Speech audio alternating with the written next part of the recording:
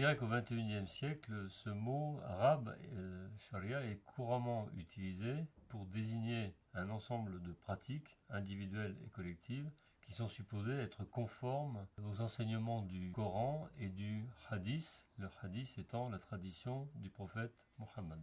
Littéralement, la charia, c'est la voie idéale et unique que tout croyant doit suivre pour gagner son salut. Comme les lois fondamentales des religions juives et chrétiennes, qui sont également désignées en arabe par le terme charia, la loi islamique a subi de nombreuses interprétations et modifications dans le temps et dans l'espace. L'historiographie de l'islam, élaborée dans les universités islamiques et par l'islamologie européenne, nous renseigne sur l'évolution des contenus de la charia.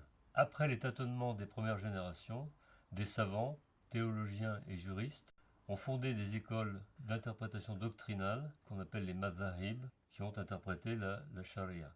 Ce savoir, qu'on appelle aussi le fiqh, la jurisprudence, informe les musulmans sur toutes les décisions qu'ils ont à prendre dans leur vie quotidienne et au cours de leur existence.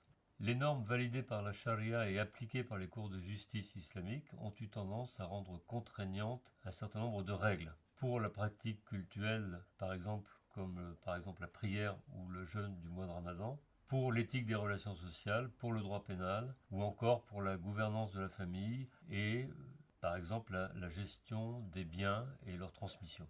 Bien entendu, la jurisprudence islamique a produit une grande variété de normes en fonction des lieux et des époques. À partir du XVIe siècle, par exemple, l'Empire ottoman a commencé à rationaliser l'application du droit islamique par la codification. Les pouvoirs coloniaux, ensuite, plus tard, à partir du XIXe siècle, ont renforcé cette tendance à la centralisation en inventant, par exemple, dans le cas de la France, en Algérie, un droit musulman codifié, ce qui s'est fait aussi en Inde par les Anglais et en Indonésie par les Hollandais. Plus tard, les régimes nationalistes issus de la décolonisation ont œuvré par une codification du fiqh à adapter la jurisprudence islamique à une citoyenneté en constante évolution. Ce fut le cas notamment pour des pays comme l'Égypte, l'Algérie ou encore la Syrie.